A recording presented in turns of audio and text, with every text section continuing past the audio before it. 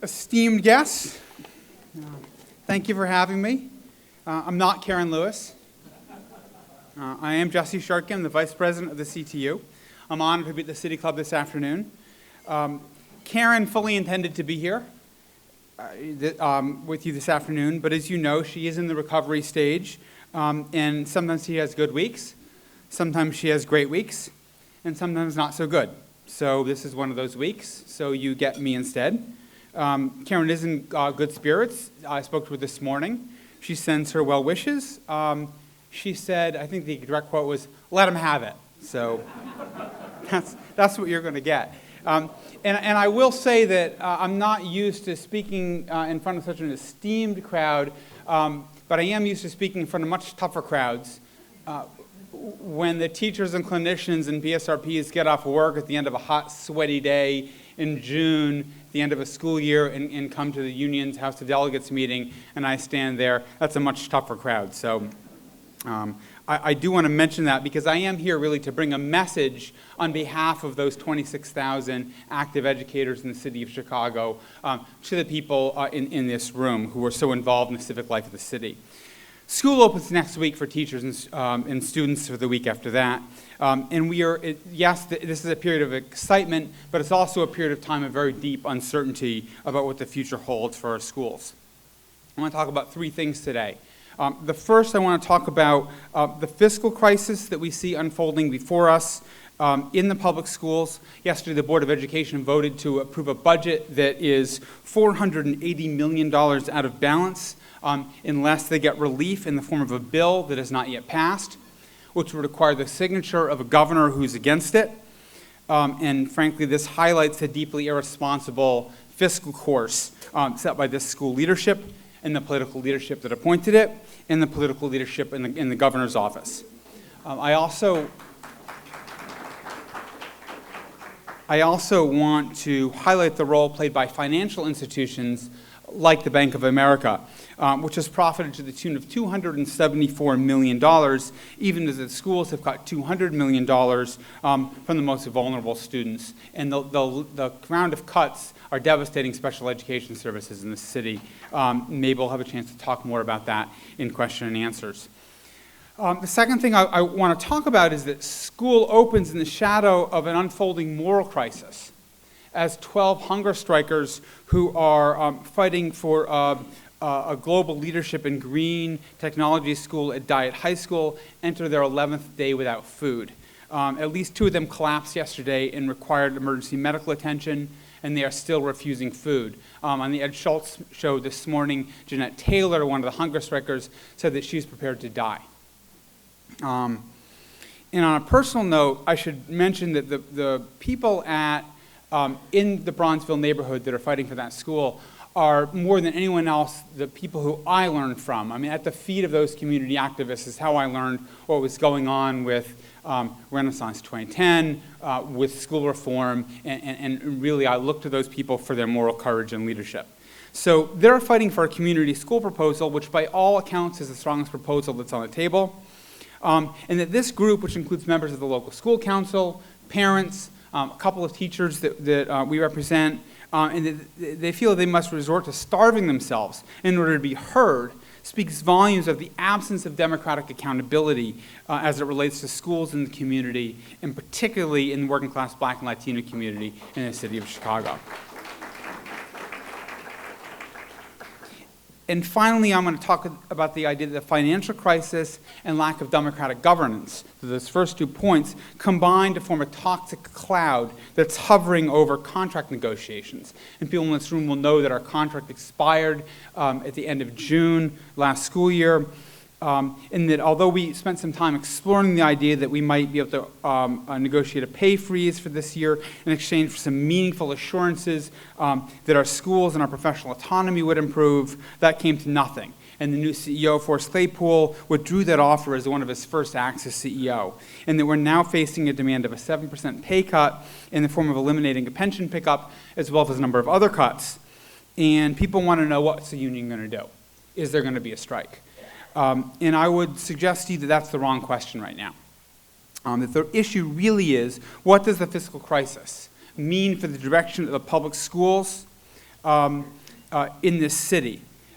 What does the lack of democratic governance, and I think in some ways the lack of vision about a robust public school system that forms the basis of the public trust, what does that mean for our city going forward in the context of fiscal crisis and a crisis of governance? So please consider the force of my argument before you jump to the question of the argument of our force.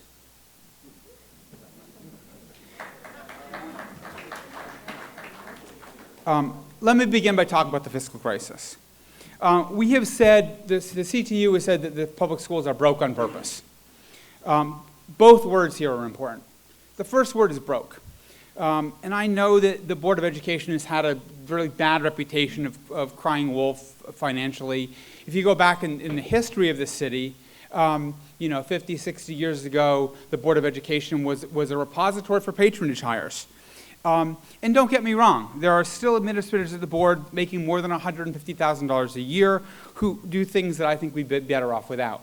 So, we have a director of incubation, whatever that is. We have a director of strategy management, whatever that is. But for the most part, I think these reflect a mistaken direction away from teaching and learning and towards privatization. That's been a long-term direction of the board. It's not a sign that the current problems can be solved by trimming downtown. In fact, in many ways, I think they've trimmed too much downtown. It's a ghost office down there. Someone has a payroll problem, it takes them 2 weeks to get it sorted out because there's nobody working in payroll. That's more than is healthy, frankly. The board really does have a financial crisis. They had one 3 years ago when they shortchanged the pension fund by several $100 million, effectively borrowing against the future. They had one 2 years ago when they spent the entire reserve in order to get through the year. They had one last year when they made a 14-month fiscal year and borrowed $1 billion to cover the year. And the last I checked, there's 12 months in a year, not 14, right? And sure enough, they have one this year. And if we come to this year, it's like the board is a desperate gambler at the end of their run. The board is betting on a political outcome in Springfield that's unlikely at best, impossible at worst. And so after all-night gambling bender, they're down to the title of their car and they're putting it on the roulette on 12 and giving it a spin, whatever the number is, or 318 and giving it a spin. And, when you're gambling on Springfield, you're lost. When you get there, take a look at where you are. Borrowing isn't going to work either for a variety of reasons that I'm not going to have time to get into. But I think that we're looking at, so what I think that we're doing is frankly, we're looking at $480 million worth of cuts halfway through the school year.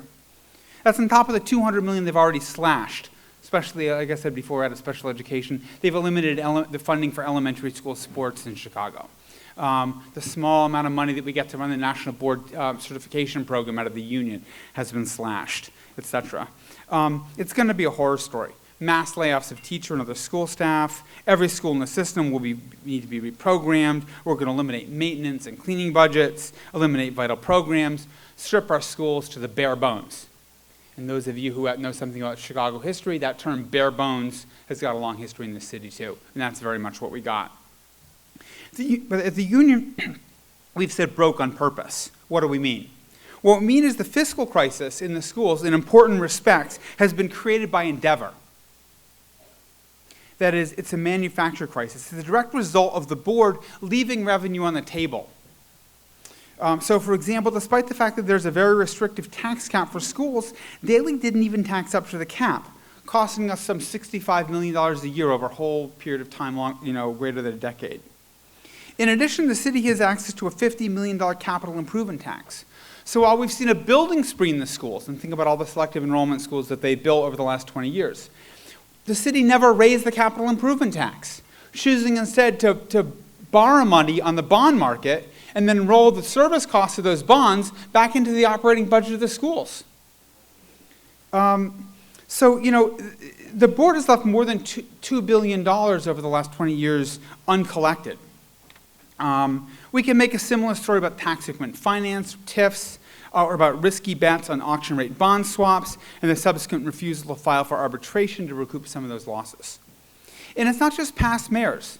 Mayor Rahm Emanuel, who I thought got a bit of a pass in the Tribune, when they did an otherwise good story on Sunday about the history of the fiscal crisis, was opposed to or silent to progressive revenue options when there was a Democratic governor, now has spoken up about it when it's politically much less likely that he's going to get it. He's rejected suing banks for malfeasance, even when the Tribune gave him a smoking gun. And now cities like Houston are retrieving millions of dollars, and the CPS actually has a much higher exposure and liability from toxic swaps than any other city in the nation. He's supported continued tax loopholes and subsidies for wealthy corporations like CME. But really the hardest to stomach is the massive, highly profitable financial institutions like the Bank of America have raked in literally hundreds of millions of dollars. What has to be seen is at the direct expense of our students. We're calling on the Bank of America, and in particular Illinois President Timothy Malone, to turn the money that they've pocketed over these auction rate bond swaps. Until they do that, return the money. And until you do, we're calling on defenders of public education in this city to boycott Bank of America. Boycott the banks. It's not acceptable that there's $274 million in windfall profits that go to a large financial institution at the same time that we're cutting special education classroom assistants. We're cutting bus aides. We're cutting elementary school sorts. We're slashing our schools to the bare bones. We're going to lead that campaign. And there's going to be some, and I can just hear the Tribune editorial board now. Now they're done talking about Mussolini and Hurricane Katrina and things like that. They're going to say, well, what the board needs to do is it needs to cut salaries and pensions. Let me just say something about that. The problem with cutting pensions, apart from the thing about taking food out of the mouths of retirees, is that they've tried it, and it was ruled unconstitutional. The problem with cutting teachers is that every school reform in the past 15 years has made teachers' jobs more difficult, has upped the pressure, has made it harder and less secure. You significantly upped the targets on entry exams. You eliminated enforceable class size caps and rehire rights. You weakened tenure. You massively upped the pressure on evaluations and test scores. You aggressively revamped the curriculum and made it more difficult. You increased accountability measures and lengthened the school day and the school year by over 20%. That's what it means to be a teacher in Chicago Public Schools. It's a hard job. Many people just simply can't do it. The one thing you didn't cut is, well, except for the 4% raise you stole, is pay. But if you think teachers are overpaid, you're crazy. If you cut teacher pay in Chicago, there will be a giant sucking sound of your best teachers leaving the city. It's already happening.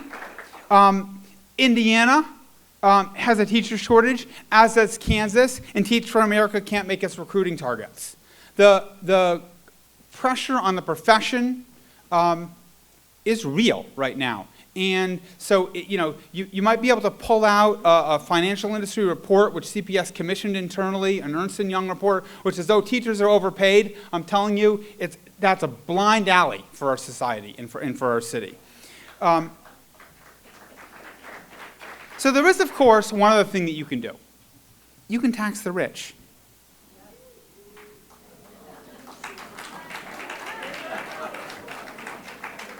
And I'll say that for our part, the CTU has been saying that for some time now, as loudly as we can. And I know they did it in exotic and difficult to find on a map places like California and Minnesota, and what did it do there? It worked. Okay, but I know that's difficult for us to understand. So I'll just say it in terms. People talk about tax the wealthy, progressive revenue. There's all these kind of euphemisms for. But I'll just say it in plainest terms. We have to tax the rich if we want to afford to have a high quality public education system in the city. Period. And I think the fact that we've had such a hard time coming to that conclusion is related back to the second point that I want to talk about, which is the question of democracy in an appointed board. As I began, the fight at Diet reminds us that the Board of Education in Chicago is insulated from public pressure in a way that's not healthy. Rahm is a boss. He appoints a school boss, and then, therefore, every contest becomes a contest of ego. Every direct appeal is a political act. It becomes hard for people to appeal directly to the mayor because now you have to, now you have to make a it becomes more difficult. It becomes a highly overdetermined political act to make a simple ask around schools. So with Diane, I can't help but wonder if the community activists who are advocating for a school of global leadership in green technology have a problem with their proposal or with their protocol. They've sat in before. They've been arrested. Did they piss someone off? Because that's not a reason to let 12 activists starve. Chicago is alone among districts in Illinois with the appointed school board. It's alone among districts as well with the size of its fiscal crisis. What's more, the fault lines of Chicago's most unpopular policies, say school closings, fall along racial lines in this city, where the combination of dysfunctional budgets, looming cuts to the most vulnerable, and what are widely seen as racist policies leads to one conclusion. There is a crisis of legitimacy for the appointed Board of Education in the city of Chicago. I'll say it again. There's a crisis of legitimacy to the appointed Board of Education in the city of Chicago. Every time the question of elected board comes before voters, it passes overwhelmingly. February's municipal election, 88%. Would an elected board solve the many problems for a typical public school student and their family? That's not the right way to see it. The direct election of senators to the U.S. didn't solve the problems of domination by the wealthy in U.S. government, did it? But no one who's serious thinks that we should get rid of the direct election of senators. And I would say that to the people of Chicago, our schools are at least as important as who sits in the Senate and the federal government. And look, guys, the appointed board is frankly, it's a mechanism in Chicago for allowing the ideas of corporate school reform to dominate the schools, despite the fact that many of those ideas are very unpopular among people who use the schools. There's more embarrassing revelations to come. I mean, I know you've seen the things that are embarrassing. Just wait till you digest the fact that students at the new Magic Johnson charter schools sign a, quote, pledge to work from home on a computer for 3 hours a day, and that counts as their school time. And if they can pass a test, they get a diploma. Not from the Magic Johnson charter school thingy, right? But from the school that they would, because by the way, they're not even schools, but from the school that they dropped out of when they went to that school. So you drop out of Steinmetz, you go to the Magic Johnson school thingy, you do 3 hours a day on a computer, which you promised that you did by signing a pledge, and then if you pass a test, you get a diploma from Steinmetz. And the Magic Johnson charter school thingy gets the full per pupil funding that Steinmetz would have gotten, okay? And and then you look back and how did it get that arrangement? You look at the campaign donations, and I'm telling you this thing is, there's more revelations coming. The next contract that we face, it's the final thing I want to talk about, isn't simply about what's the rate of pay for educators this year or next. It's about a battle of ideas about the direction of our schools, in which the alternatives have never been so sharply posed. Not at least in the last 20 years that I've been paying attention to public school in the city of Chicago. On the one hand, you have a board that is racked with a crisis of legitimacy, an undemocratic governance structure, a failed financial record, massive looming cuts, rampant instability in leadership, in charges of cronyism at the highest level, racially charged policies that are criminalizing youth, driving out veteran black teachers, and concentrating school closings in black and Latino neighborhoods, and a commitment to privatizing significant portions of the public school system, which is the public trust. On the other hand, you have a coalition of unionized educators, parents, students, and members of the community who are demanding that we go in a different direction, to reinvest in public schools and public services and stop privatizing them, to stop testing and start teaching, to make a commitment to racial justice, to make a commitment of racial justice in the schools, in the police force, and with discipline policy. To take away mayoral control from the schools and give it to the people. To tax the rich and stop progressive fines, speed traps, sin taxes, and fees. And I'll say this, that to conclude, which is the one thing about a crisis, the definition really of a crisis, is that rulers cannot continue to rule in the old way. That's the social studies definition of a crisis. In the 1930s, what that meant is that they paid teachers in scrip. Literally, I don't know if people know that. In the 1930s in Chicago during the Great Depression, they paid teachers in tax anticipation warrants. and it produced a series of mass demonstrations and riots of teachers. Think of your polite-looking elementary school teacher in her cardigan sweater, rallying in the thousands and throwing chairs through bank windows in downtown Chicago. And that's what unified the CTU, and that's when our logo was chartered. In 1979 through the mid-'80s, successive waves of financial crisis led to a state finance control board, and the schools were cut almost 10,000 employees. During that period, our union struck 4 times, and we established many of the basic terms of our contract, including, by the way, the pension pickup, which is now in the crosshairs. Did you guys know that the pension pickup came into our contract during the last fiscal crisis? My point is that no matter what, this is going to be a two-sided process. Do not think that a financial crisis, and I know that we have a mayor that talks about financial crisis as an opportunity, okay? But do not forget that this is not a chess game in which only one side gets to move. Our side gets to move too. And we're not going to be counted out because we have a vision of what the public schools can and should and must be. And no matter how sharp the crisis or how heated the attacks, we are and will remain a North Star for educational justice in the city of Chicago. Thank you.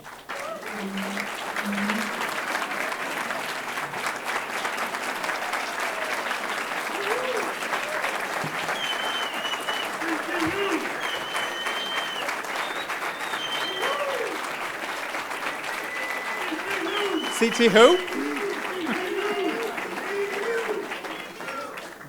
You know, that's good, but you're looking at the moderator of the last 2 debates for elections for CTU President. I've stood out with this man, and of course, Ms. Lewis, who, by the way, in those debates, she's totally different. Shy, demure, right? You guys know. Okay, we have, where's our guys? Raise your hand if you have a question. Sandbag questions are allowed, though given that standing ovation, I don't think you expect too many. That was half of a standing ovation. That's right. Well, okay, the other half. So I did my job. Raise your hand if you have a question. Our people will pick them up. And I have one to start off with. This comes from our own Tom Donovan, who cut this out of the newspaper and turned it into a question. Barbara Flynn Curry, state representative from Hyde Park, is quoted as saying, well, let's read the whole thing, Tom, okay? Read the whole thing. Okay. This is her quote. If I were them, I am looking at a state that doesn't even have complete budget for the fiscal year. This is about getting money from the state. For the complete fiscal year. I wouldn't say this was a really good bet. I would not be betting real money on any kind of quick bailout from the state. Barbara Flynn Curry, who many of you know, often speaks totally without conferring with the speaker. I was kidding. And the rest of the question is that if she's correct, what can CPS do? What will the union do? Does that mean strike? I think I said before, this is the exact point that I was making in my talk, which is that I don't think it's a good bet to bet on $500 million worth of relief. And it's not just the House. Although it is the House, it's also the governor. Because the governor's stated position is that he's not going to, kick the can further down the road and give quote-unquote pension relief, which was really a non-payment of the pension fund, which was precisely what got us in the problem in the first place because we hadn't paid the pension fund fully in 13 out of the last 20 years. And so the pension payment, the employer portion of the pension payment is $200 million. That's the actual cost to fund the current bill. The other $500 million is the debt cost of the fact that you didn't pay it for all those years in the past. And so having a plan that, once again, doesn't pay it is not a very good plan.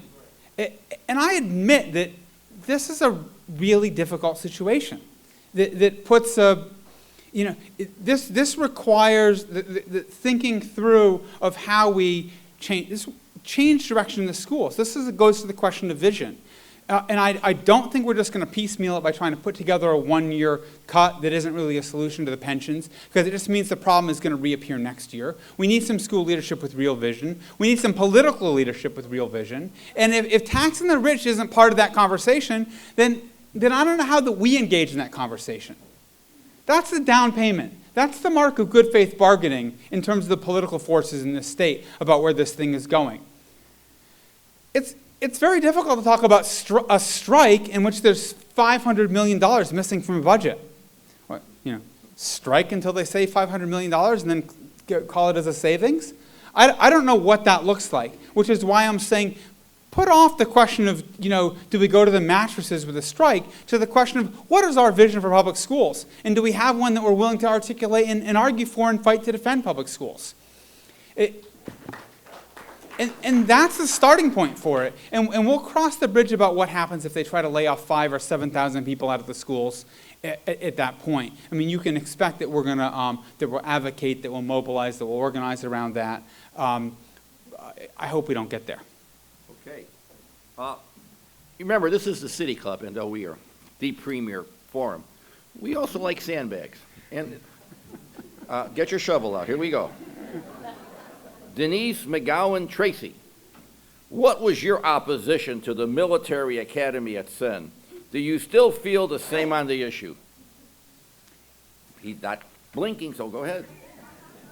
In 2004, one of the first sort of acts of the mayor under Renaissance 2010, if people recall, Renaissance 2010 was 100 new schools for Chicago, and 2/3 of them were going to be charter and contract schools. And we began to pay attention to sort of this thing called corporate education reform at that point. And Sen High School was one of the first targets in which they announced there was going to be a military academy put into Sen High School, and we were using our school. There was no discussion with us about, or anyone in the neighborhood about what we wanted to have in that school. It was there were, and I'm talking, there were community meetings of 1,000 people. We brought a tremendous amount of pressure. We ran a referendum. We did regular marches. That was a big deal in that neighborhood at the time. The truth of the matter is that was a vital neighborhood school that people did not want to see carved up and turned into a military, a campus for a military school plus a campus for charter schools, which is what the actual proposal was. And we fought it.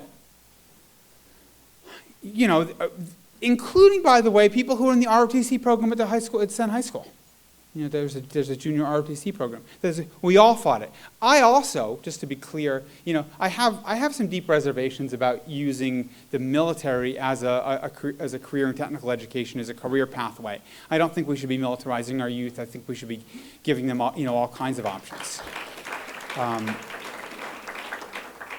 But really, the heart of this was about a top-down school reform that was taking a school that we felt very strongly about, that had a high morale, and not wanting to see it turned over in that way. All right.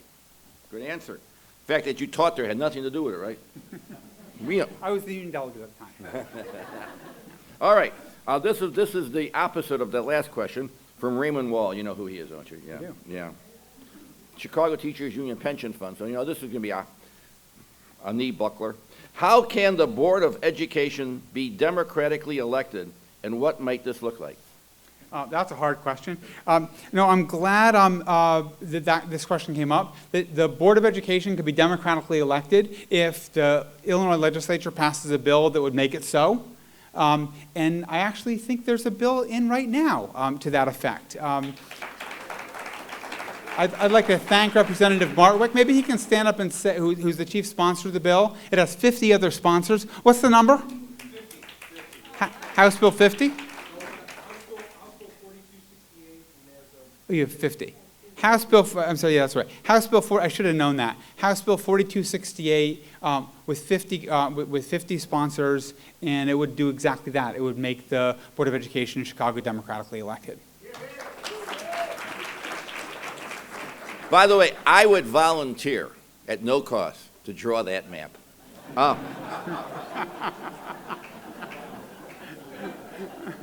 Okay, 2 more questions, and then we're done.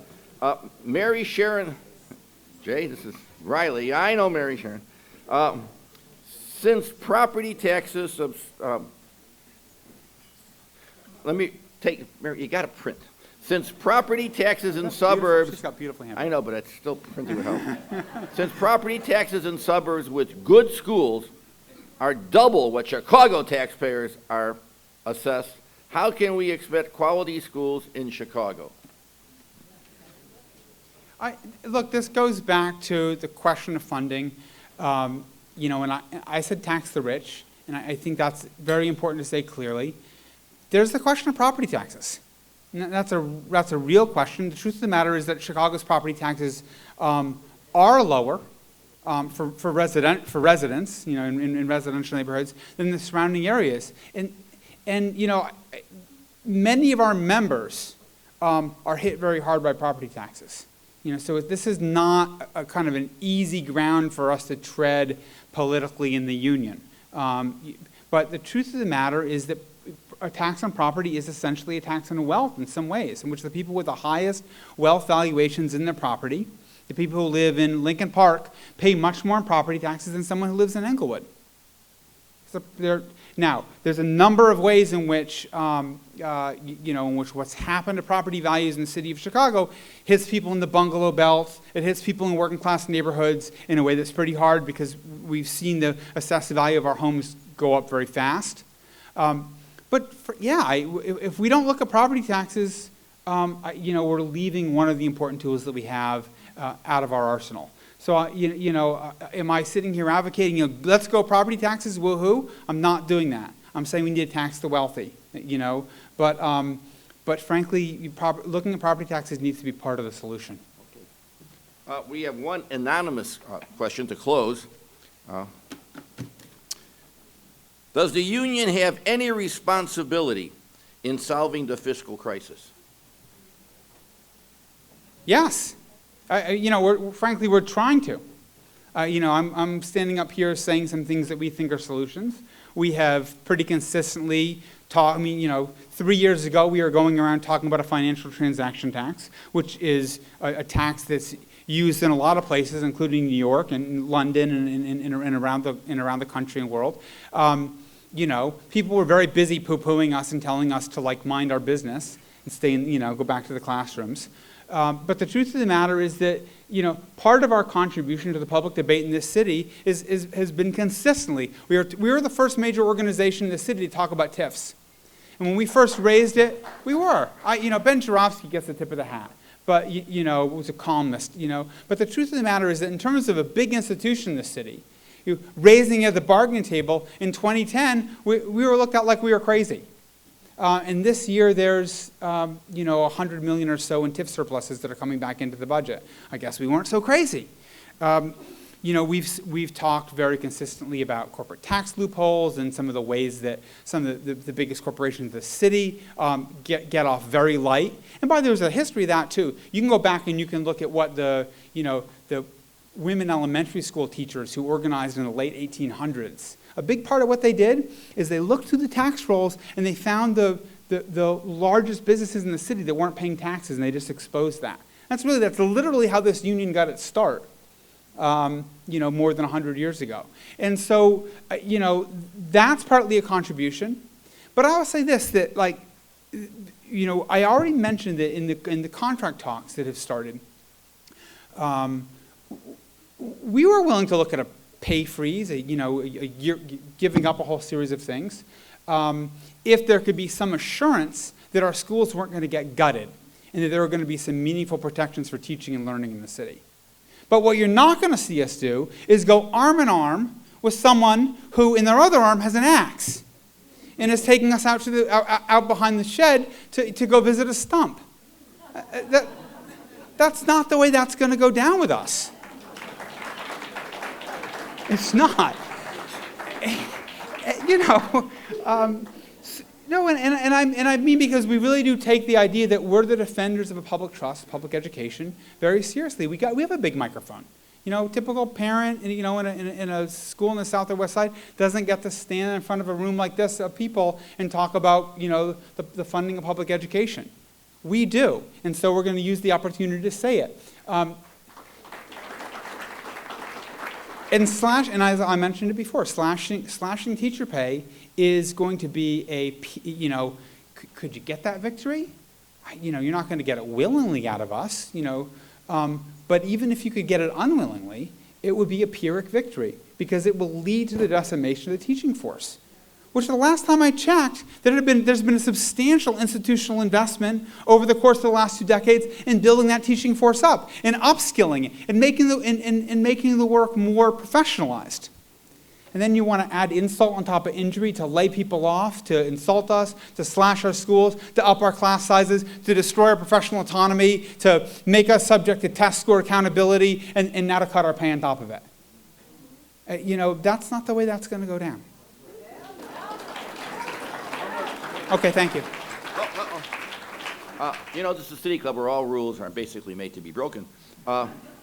Mr. Mazur has a question. There have been several instances, make this a short answer. Okay. There have been, you're not going to beat the axe example. That was, let me say that was Karen-esque. There have been, I just make this stuff up, don't. There have been several instances in Chicago Public School hiring high-ranking administrators who do not reside in Chicago. CPS asked for exemptions. Can you comment? I know what, comment. Yeah. If you want to serve the city of Chicago, and you're committed to that, you can live in the city of Chicago.